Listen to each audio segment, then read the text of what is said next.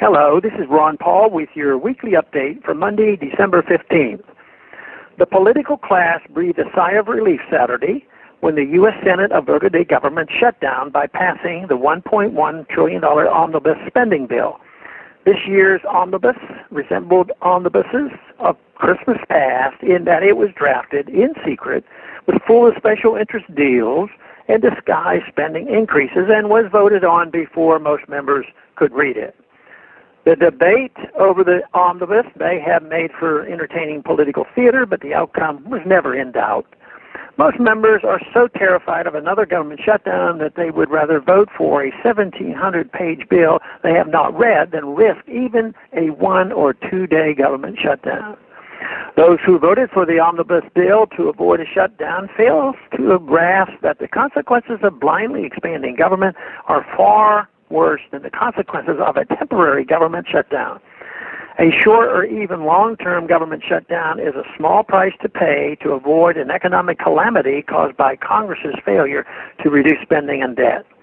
A political class's shutdown phobia is particularly puzzling because a shutdown only closes 20% of the federal government.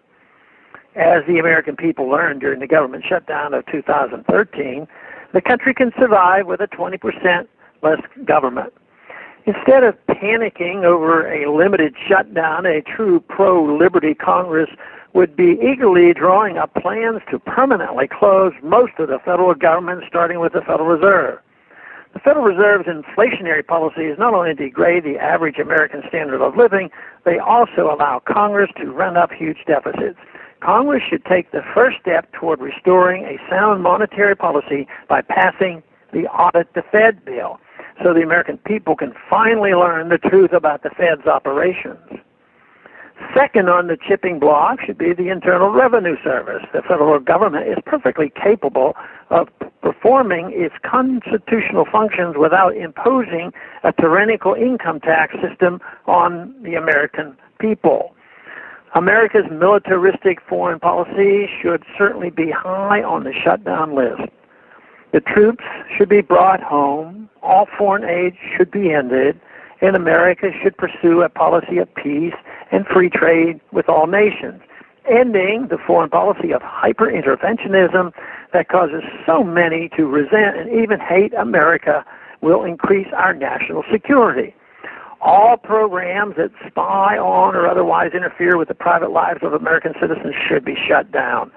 This means no more TSA, NSA, or CIA, as well as an end to all federal programs that promote police militarization. The unconstitutional war on drugs should also end, along with the war on raw milk.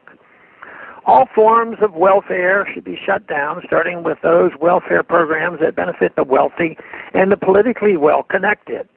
Corporate welfare, including welfare for the military-industrial complex that masquerades as defense spending, should be first on the chopping block.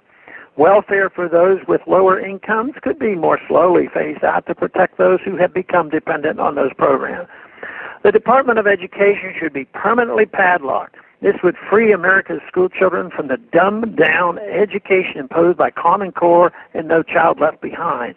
Of course, Obamacare and similar programs must be shut down so we can finally have free market health care. Congress could not have picked a worse Christmas gift for the American people than the 1,700-page omnibus spending bill. Unfortunately, we cannot return this gift, but hopefully someday Congress will give us the gift of peace, prosperity, and liberty by shutting down the welfare warfare state.